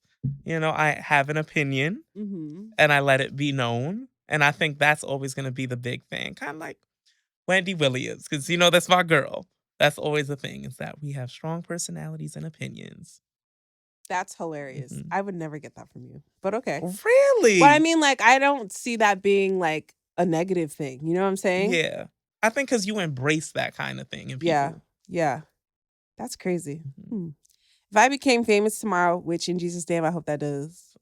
Honestly, I don't even care about being famous. I just want to have my messages reach more people just to help them. Same. Because fame looks exhausting. It does. I can't keep up with that. Like, I can't go to Trader Joe's. I can't do none of that. I got to do my hair every day? Right. Someone's going to do it for you, though. That's part. What's the first messy rumor people would spread about me? Super easy. Because I'm Haitian, they would say that I'm some type of, I did some type of spell or witchcraft to get to where I am, or I sacrificed. Because in Haitian culture, they'll be like, umajemun, which means like you ate somebody, like you ate a life force, which obviously there's a lot of that going on now, especially with the Epstein files talk. Of course. I feel like someone would spread a rumor based off my culture that I did some type of witchcraft to get to where I'm at. And child, if y'all know a spell, DM me. I'm just kidding. But like, no, like I would never sacrifice like doing some type of, and that's also like insecurity of mine because I am very spiritual. Like I have the gift of discernment and stuff like that. So there's been times where I used to read palms and stuff like that and go into my whole divinity thing. But also I grew up in the church. So it's also like I've always had that contradicting thing about me. Like, oh, well, I was taught not to do this, but also I was given this gift by God. And I know I'm supposed to use my discernment and my voice to help people get to God. But it's like, and that's where I'm at now. Like I'm realigning my purpose with the plan in a way that I don't feel insecure or judged while doing it. But yeah, Miss Cleo, call me now. That's it. For you. Okay, let's see. What is next? I really love this concept, I must tell you. Oh, thank you.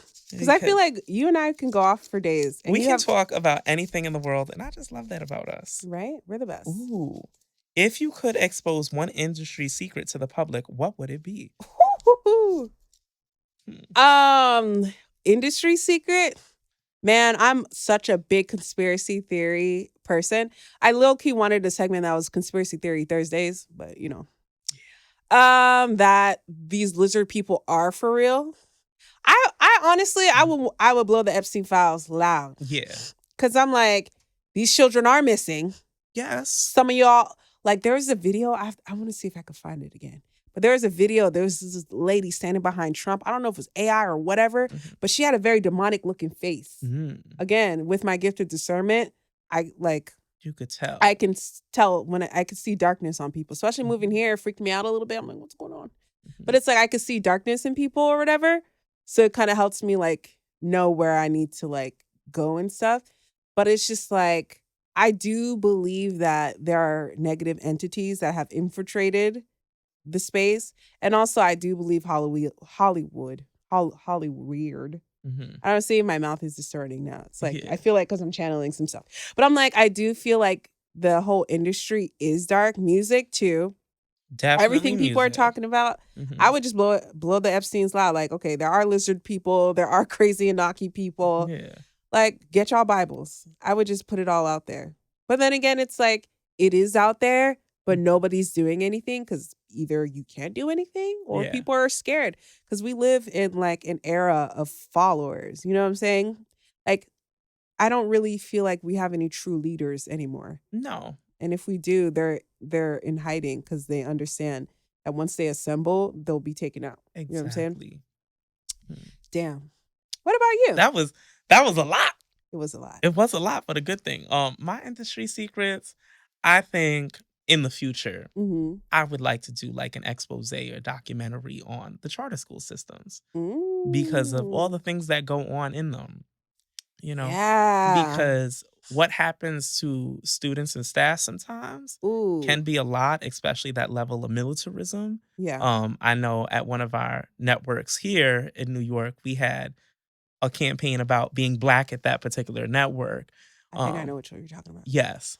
And seeing the militarism that was in there. And they had to reduce it because it was the kids online who were exposing it. And I love that these kids did that. But I think that's not the only one. Yeah. And the way that they treat staff sometimes, have them working from 7 a.m. till 7 p.m. and like just the way they speak to the kids as well. Oh, yeah. Like, I would love to write an expose on that because not every charter school is like that. Yeah. But there are some. Yes. Circle back on Industry Insights here with your host, Valkyrie Rain. And we will go over that. Yes. I agree. Definitely from the things that I've heard from, friends who are in that system and stuff like that. Yeah. It could be dark sometimes. Very much so. And that one CEO that was secretly recorded, I think that was for Success Academy. I'm dropping names. Yeah. Legally I don't drop names, but yeah. Allegedly, of course. Allegedly. I'm not a teacher. My undergrad degree was in education. I'm so glad that I did not end up that route because I would have probably lost my job by telling a kid to shut the fuck up. Yeah, no, I'll be talking. I have no patience. I have no patience Gotta be like a saint. Yeah, no. I'd rather deal with adults. Yes. What's the pettiest reason you ever stopped talking to somebody? Damn. I don't know. Petty hasn't been in my spirit for In a long real to time? stop talking to people. It has to be a serious thing because I maintain friendships for a long, long time because I'm Yeah. really good at keeping in contact with people, seeing people.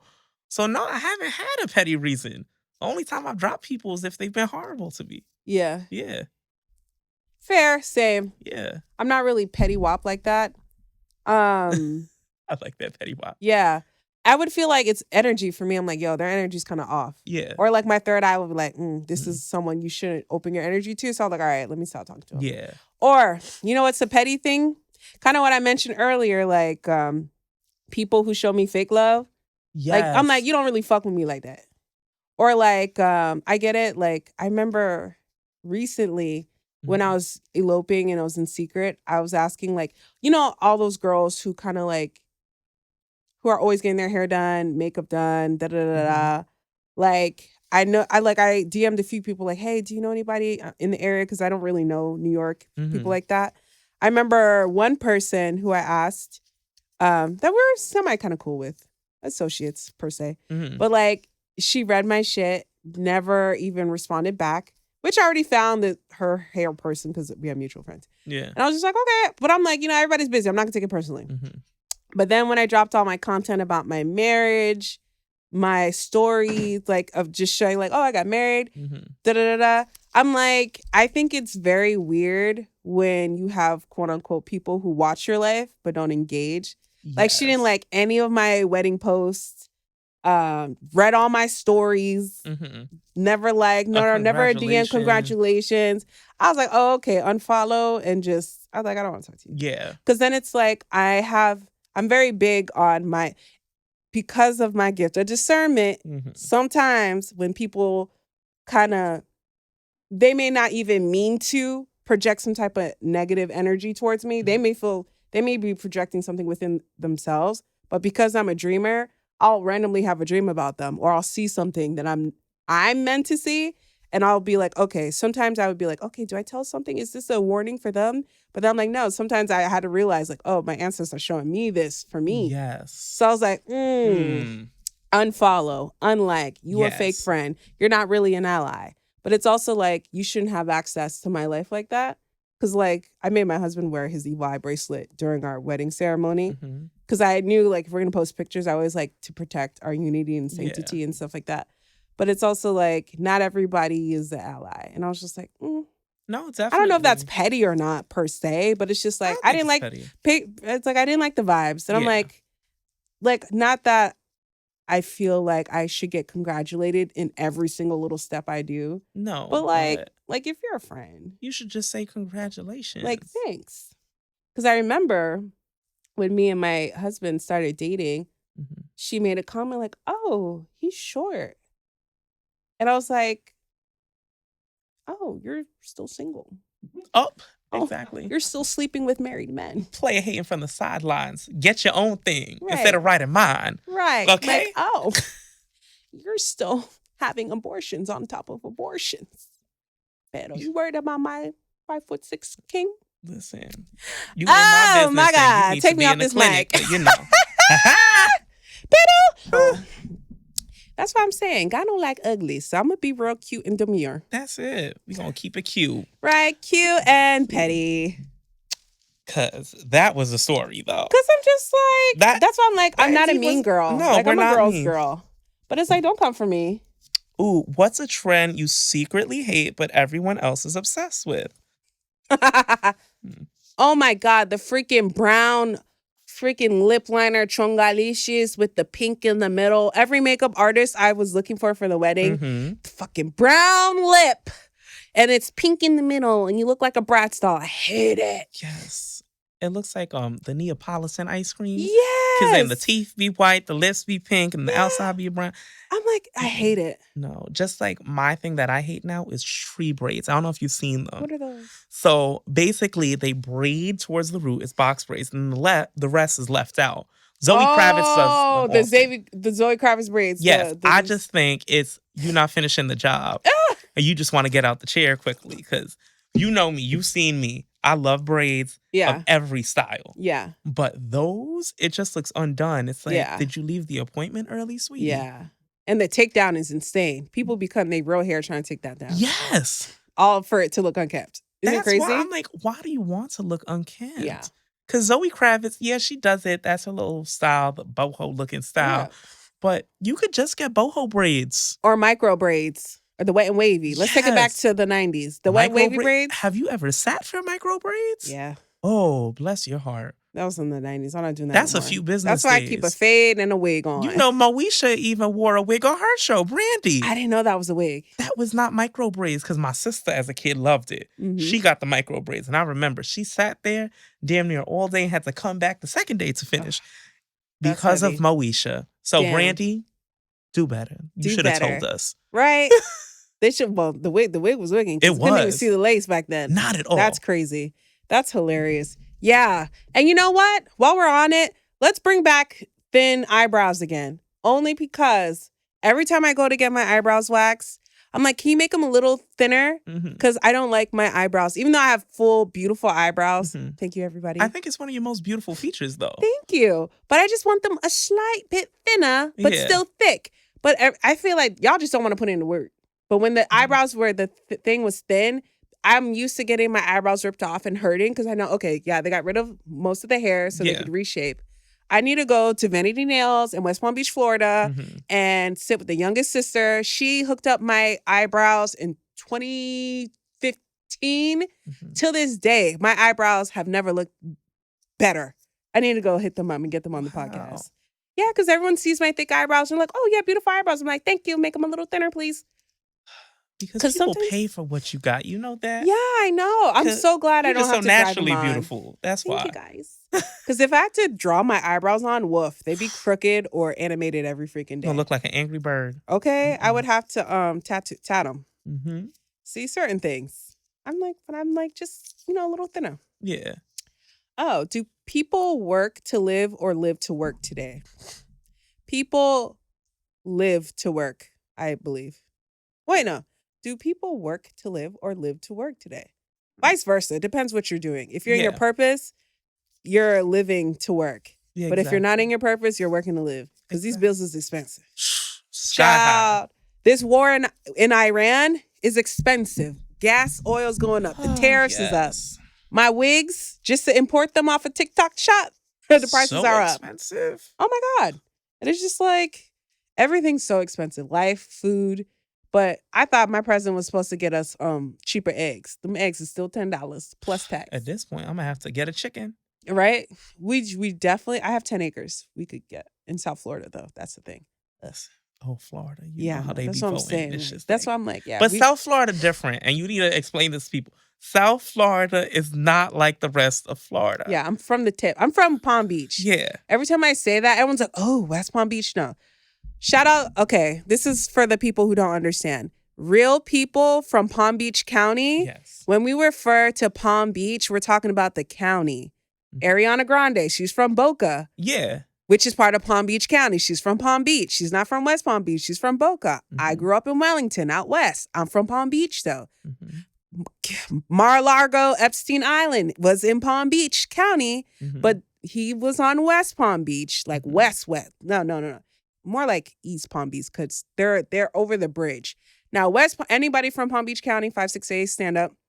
We already know there's this Rosemary Square they're trying to pass off, trying to be Bougetto or whatnot. No. Palm Beach, where the hitters and the players play. Tamarind, Riviera, that was the hood because, of course, all the Black people back then who built up Mar-a-Lago, right? They were pushed off that land because they burnt their houses that were there and pushed them inland, which is where the quote-unquote hood is.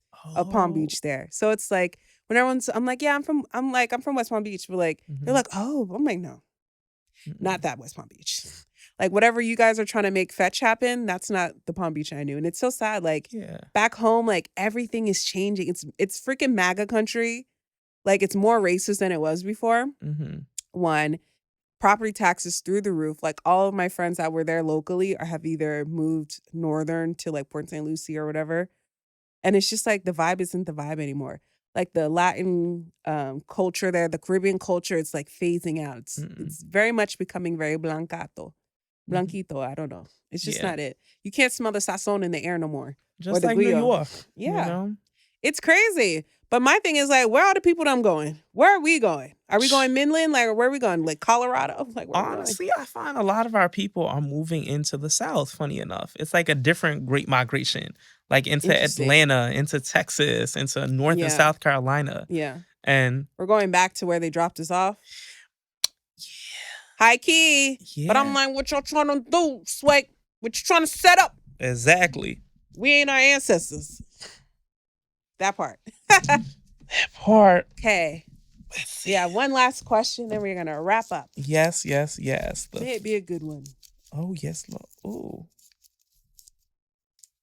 What's the biggest lie people tell on social media? What's the biggest lie people tell on social media? What they're actually doing to their bodies. Yes. Okay, let's talk about the fucking tummy tea of 2012 scam. All these girls out here getting surgery, lipo, tummy tucks, all that, right? Coming on the internet saying they're drinking that damn slim tea. Y'all know y'all damn well was not drinking no damn slim tea. Oh. Y'all was out there in DR getting them BBLs and them tummy tucks, and that's before the girlies knew. Because we all thought, we didn't realize it was plastic surgery. We all thought it was natural, and that freaking diuretic tea was the key to being skinny. And also, like, whenever I see celebrities promoting a product like that collagen drink that's going on, I don't trust it. You got Serena on road. I do think Serena took that road, though. But I'm just like, all the Ozempics, all the stuff, I'm like, are y'all really doing that, or are you getting lipo? Are you getting that baby blood? What's really tea? Because if the Oprah Ozempic doing all that, because I call it the Oprah Ozempic, you know, I want to know, is it real or is it not? Yeah. But I think also a big lie on social media is what people are actually up to in life. I think it's such a basic thing because I can admit, even for me, I'm never going to post things in the moment. Yeah. Because of safety. Right. You know. True. But also, like, people take it to another extreme. Yeah. They're lying like they're in Turks and Caicos, living a lavish life, and, you know, they're just in Coney Island. Right. I'm watching you on the train right now, bruh. Like, you were on the F train to Stillwell. Yeah. But those kind of things are really, lifestyle really big. lies, Yes, lifestyle lies. That's a great way to put it. Yeah.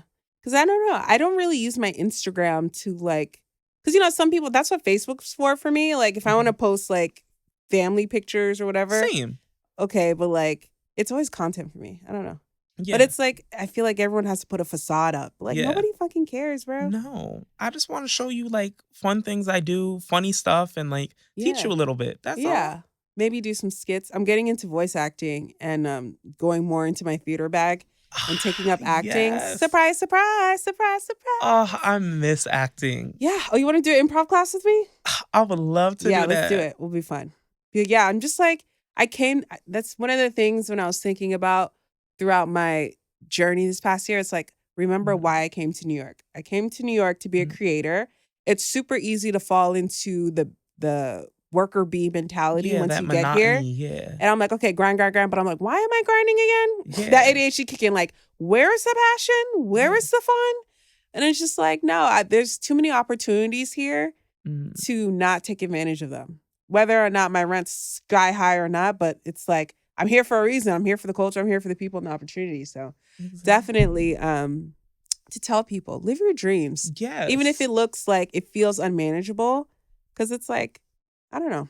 Yeah. I kind of feel, I don't want to say that. I do want to say that. I kind of feel bad for, like, some people that I feel like all they have is just, like, their families and their kids, but there's no passion. Yes. But then I guess I wouldn't know because they don't really post it online. So I assume they're not there. Yeah.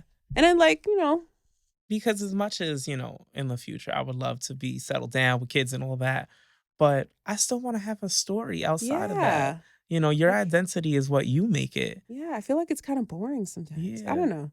You know, I'm talking a lot of shit. And I needed that message of, you know, you got to follow the passion because you got to follow the passion and step into your purpose. Fall into just the day-to-day stuff. And we need to enjoy ourselves. Yeah. And what's your passion, Rob? You know. As we close out this passion episode. will always be definitely stepping into media. Yeah. Because as much as a world of education is amazing, Yeah. I think I would love to bring my voice a Yeah. little bit further than just the four Yeah. walls of a building. Have you checked out the Bored Teachers podcast? I sure have. They're so hilarious. They are so funny. You would be phenomenal on that panel. I would love to do that. Yeah. Yes. For sure. I'll be your PR agent. Listen, I'll reach out. Be like, yeah. Rob does the speaking, the acting, and the comedy. Let's go. I freaking need to do my teacher panel here, but I don't want to compromise you guys' jobs. Yeah, you know, that's why I will always say allegedly, and I never mention names of places. I'll edit that name I dropped earlier. Allegedly, of course. Allegedly. But yeah, man, thank you for joining me today on the passenger seat play. It's been a long time. We were supposed to get together last year. Last year was a dub. Try to get together at the end of Black History Month. That was a dub. Our president decided to initiate war on a very interesting day, Black History Month. Mm-hmm.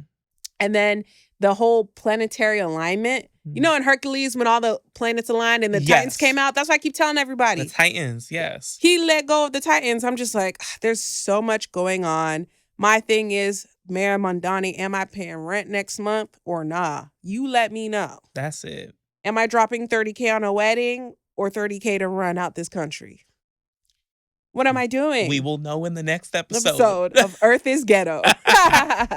But yes, please like, share, subscribe. If you want more Rob, DM me, repost this. It says, we want more Rob. Let us know. Hit me up too. Yes. And where can they find you?